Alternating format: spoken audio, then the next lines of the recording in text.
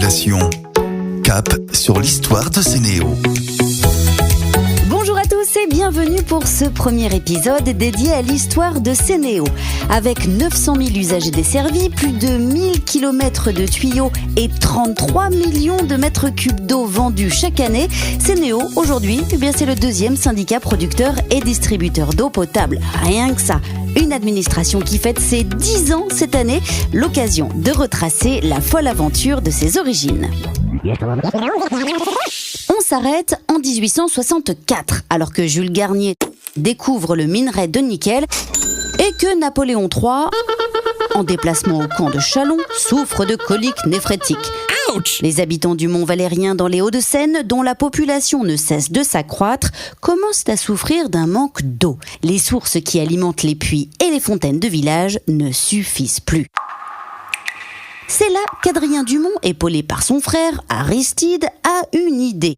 Pomper l'eau de la Seine à Suresnes, l'élever à plus de 60 mètres au Mont Valérien pour ensuite la redistribuer. C'est une histoire un peu de frères qui ont, par leurs propres moyens, voulu distribuer de l'eau potable sur cette presqu'île qui est un peu oubliée par la capitale. Capucine Blouet, étudiante en master recherche-histoire. Et donc Adrien Dumont, c'est un magistrat qui a été procureur du roi avant 1864, et donc lui il est très dans tout ce qui est le juridique, tandis que Aristide Dumont, en fin de compte, c'est l'expert de la gestion de l'eau dans les villes. Par exemple, il a beaucoup travaillé à Lyon avec la Compagnie Générale des Eaux. Le projet d'Adrien et Aristide Dumont est adopté et un traité est signé.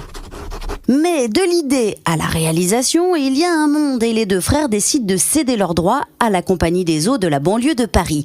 Aude de Chalandard est archiviste à la mairie de Suresnes. La Compagnie des Eaux a formalisé la distribution de l'eau et passé des conventions avec la commune. La première convention avec la Compagnie des Eaux de la banlieue de Paris a desservi le bas de Suresnes, c'est-à-dire que la convention précise jusqu'à une hauteur de 90 mètres, sachant que le Mont Valérien fait 162 mètres. Et une seconde convention est passée à la fin du 19e siècle pour raccorder les quartiers au-dessus de 90 mètres, puisque Suresnes s'étant industrialisée, elle s'est aussi urbanisée sur les terrains qui étaient auparavant dédiés à la vigne. Des vignes qui, pour la petite histoire, produisaient un vin abondant surnommé le chasse-cousin. Je vous laisse en deviner la qualité. Et à propos de qualité, celle de l'eau, cette fois, pose un réel problème à la fin du 19e siècle. Un problème qui concerne tout l'Hexagone, puisqu'à cette époque, Napoléon III lance les premières lois et les premiers décrets sur l'hygiène et la salubrité. C'est une démarche qui a été faite face au mécontentement des populations qui cherchent des solutions pour épurer l'eau de la Seine où sont déverser les eaux usées et insalubres. Capucine Blouet. C'est à partir de 1890 qu'on va avoir énormément de contestations autour de cette problématique de la qualité de l'eau. Et en fait, ce qui se passe, c'est quelque chose qui est assez intéressant. Il y a des ligues de consommateurs d'eau, donc à Colombes et Bois-Colombes, qui se sont associés afin de mettre en place un système d'épuration pour avoir en fin de compte de l'eau propre, potable et qui ne provoquait pas de maladie en fin de compte. Et les compagnies et même le syndicat intercommunal travaillent sur cette question d'épuration. Donc ça commence à partir de 1902, par exemple, la compagnie met en place une filtration par sable et aussi d'autres types de filtration. Et on voit en fin de compte qu'il y a un peu un commerce aussi derrière ça. Il y a pas mal de publicité. Ils mettent en avant la filtration en mettant le nom de l'ingénieur qui a créé ça. Alors parmi les technologies les plus connues de l'époque, on peut citer la filtration Anderson, de l'ingénieur du même nom, qui a peut-être un lien de parenté avec le réalisateur Wes Anderson ou l'actrice Pamela, mais c'est une autre histoire.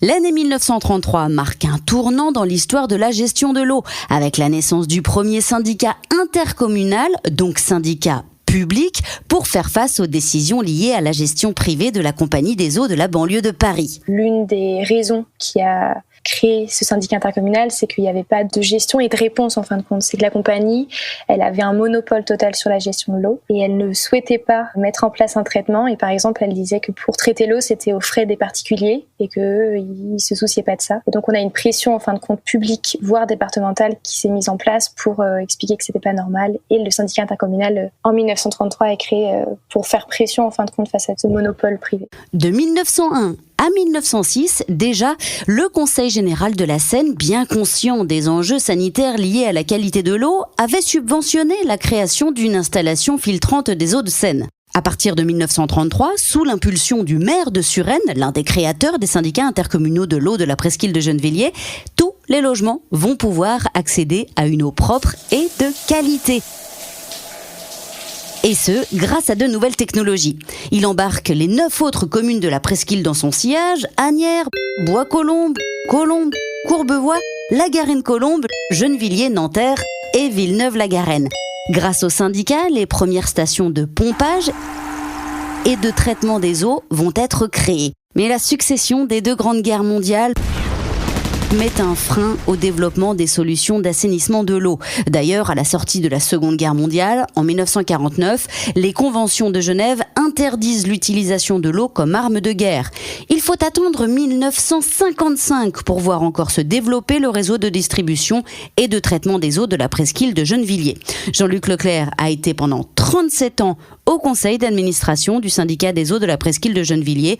Lui aussi va impulser une vague de changements. Lorsque je suis arrivé au syndicat en 1983, nous avions un contrat qui était des contrats qu'on a appelés les contrats de DSP avant loi Sapin. C'est-à-dire qu'en fait, c'était des contrats qui étaient des délégations totales aux délégataires et la collectivité ensuite n'avait qu'un rôle de contrôle qui ne conduisait pas à une implication aussi forte que celle que nous aurions souhaité. Et en 91, il y a eu ce renouvellement de contrat pour 20 ans. Ce qui veut dire que lorsque j'ai repris la présidence en 94, j'avais encore de nombreuses années de gestion de ce contrat dans lequel il fallait un peu se débattre parce que même les achats d'eau, par exemple, ne passaient pas par le syndicat, ce qui ne m'a pas empêché d'ailleurs de négocier cela et de ne pas accepter que on soit totalement tenu à l'écart de ces évolutions, de façon à pouvoir quand même peser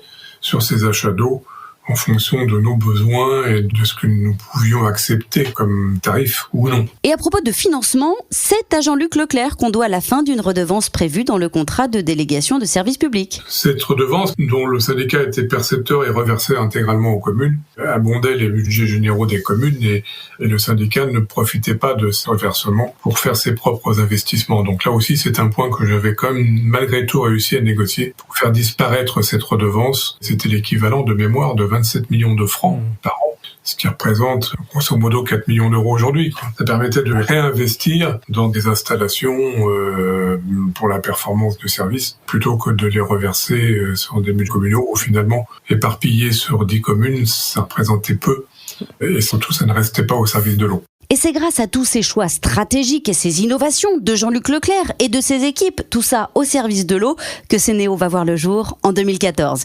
Une folle aventure que tous les acteurs de sa création viendront nous raconter. Et ce sera dans les prochains épisodes de Cap sur l'histoire de Sénéo. À très vite. Ondulation. Cap sur l'histoire de Sénéo.